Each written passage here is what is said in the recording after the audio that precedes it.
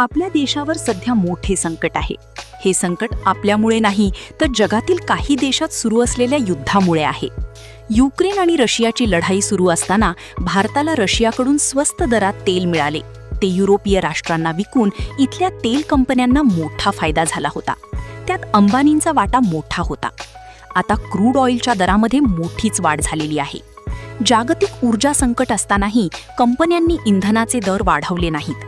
यामुळे कंपन्यांना दररोज 1600 ते 1700 कोटी रुपयांचा तोटा होतो, असे पंतप्रधानांनी जाहीरच करून टाकलेले आहे. जेव्हा या कंपन्यांना अत्यंत स्वस्त दरात क्रूड ऑइल मिळत होते, त्यावेळी या कंपन्यांना प्रचंड नफा होत होता. तेव्हा या कंपन्यांनी देशाच्या गरीब ग्राहकांनाही सवलत दिली नव्हती. आता दररोज तोटा होत आहे, तो काही दिवस तरी या कंपन्यांनी सहन केला आहे. पंतप्रधान नरेंद्र मोदी यांना या कंपन्यांनी पेट्रोल, डिझेल आणि स्वयंपाकासाठी लागणारा गॅस यामध्ये खर्चापेक्षा कमी दरात पुरवठा केलेला आहे.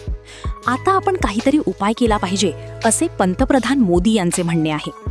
पूर्वी लाल बहादूर शास्त्री यांनी 1966 सालामध्ये देशात अन्नधान्याचा तुटवडा असताना दर सोमवारी जनतेने एक वेळ उपवास करावा असे आवाहन केले होते.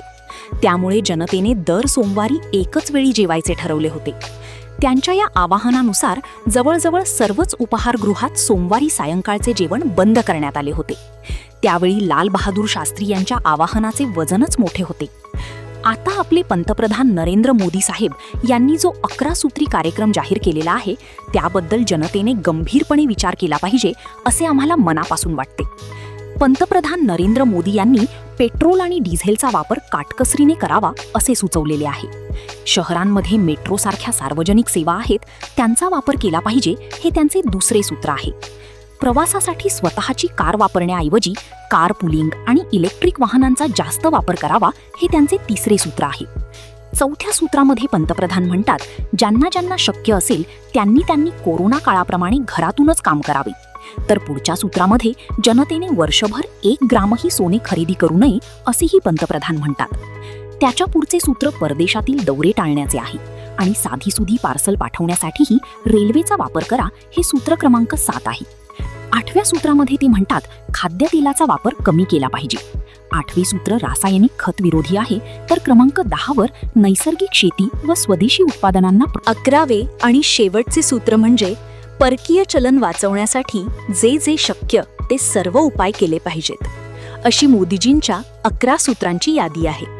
महात्मा गांधी वर्धेला असताना सेवाग्राममध्ये एक म्हातारी आजी आपल्या 5 ते 7 वर्षाच्या नातवाला घेऊन आली होती. ती गांधीजींना म्हणाली, बापू, हा मुलगा साखर फार खातो. मी त्याला अनेक वेळा सांगूनही तो माझे ऐकत नाही, पण तो तुमचाही मोठा भक्त आहे, हा तुमचे ऐकेल. गांधीजींनी त्या आजीबाईला 7 दिवसांनी परत या म्हणून सांगितले. त्या आजीबाई बोलावल्याप्रमाणे 7 दिवसांनी परत आल्या. सोबत त्यांचा नातू होताच. गांधीजींनी तिच्या नातवाला जवळ बोलावले आणि सांगितले, बेटा, साखर किंवा जास्त गोड खाणे आरोग्याला हानिकारक आहे, आणि त्याने ते लगेच मान्य केले. आजोबांच्या आश्चर्याला पारावर उरला नाही. तेव्हा त्या म्हणाल्या, बापूजी, हीच गोष्ट तुम्ही 7 दिवसांपूर्वी सांगू शकत होता, तेव्हा का सांगितलं नाही? तेव्हा बापूजी म्हणजे महात्मा गांधी म्हणाले की 7 दिवसांपूर्वीपर्यंत मीही दररोज गोड खात होतो. गेल्या 7 दिवसात मीही गोड खाणे हळूहळू कमी करून आता ते बंद केलेले आहे. म्हणून तुझ्या नातवाला सांगायचा अधिकार मला प्राप्त झालेला आहे. या ठिकाणी आमची कथा संपली. आजची खरी हीच आहे. याचा इतर कुठेही बादरायण संबंध जोडू नये ही